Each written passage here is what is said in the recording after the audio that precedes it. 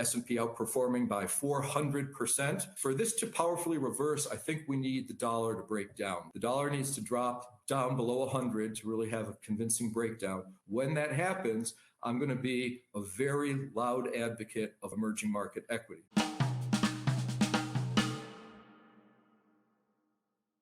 코스피가 작년 중순부터 계속 빠져서 2300 정도를 찍고 7월 26일 기준으로 2400 언저리에 와 있습니다. 한국뿐만 아니라 MSCI 이머징마켓 지수를 봐도 최근에 지속해서 떨어지고 있는 모습이 보이는데요. 이것을 미국 주식과 비교해 보면 현재 S&P 500이 이머징마켓보다 4배 정도 좋은 성과를 보여주고 있습니다. 지금 왜 이런 현상이 일어나는지, 앞으로 이머징 마켓이 좋아지는 조건은 무엇인지 함께 알아보고자 번역물을 가지고 오게 되었습니다. 이 사람은 제프리 건들락입니다. 다트머스 대학에서 수학이랑 철학을 복수 전공하면서 최우 등 졸업을 했고요. 예일대에서 수학과 박사과정을 하다가 금융계에 진출했습니다. 수학 천재라고 불립니다. 2013년에 금리 방향을 정확하게 예측해서 대박을 내고 빌 그로스에 이어서 새로운 채권왕으로 불리고 있습니다. 이번에는 달러가 너무 강한 지금 상황에 대한 생각을 본인 유튜브에 업로드했는데요. 더보기란에 원본 링크와 제목이 있으니까 같이 보셔도 좋겠습니다. 그럼 달러 인덱스에 대한 제프리 건들락의 생각을 같이 들어보겠습니다.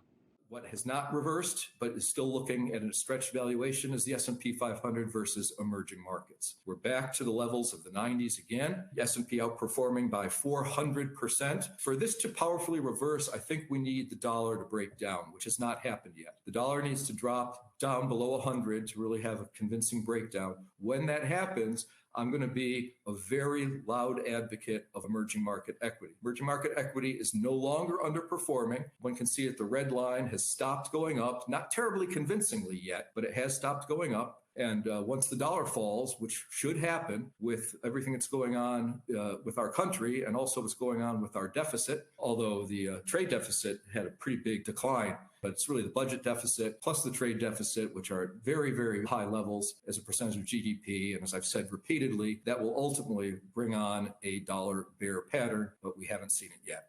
Here is the dollar index. It looks like sort of a triple top at this point, at about that 103 level. I think we kissed 105, but we're going to watch to see if the dollar, I'm going to start getting quite negative on the dollar if it drops below 100. That's only about 3% away from where it is now. I think that the dollar will continue the pattern going back to 1985 of lower highs. We've seen three big runs in the dollar. One into 1985, one into 2000, and one into basically the present moment or the past few years. I think that we will not be going to 120 on the dollar. In fact, I think we're going to be going ultimately below 70.698, which was the low back there in the global financial crisis. So is a recession or even a deep recession inevitable? Yes, recessions are always inevitable. It's just a question of time, and where we are now is in such an unusual place, and we have enough deterioration and we have enough actions going on with the Fed reversing course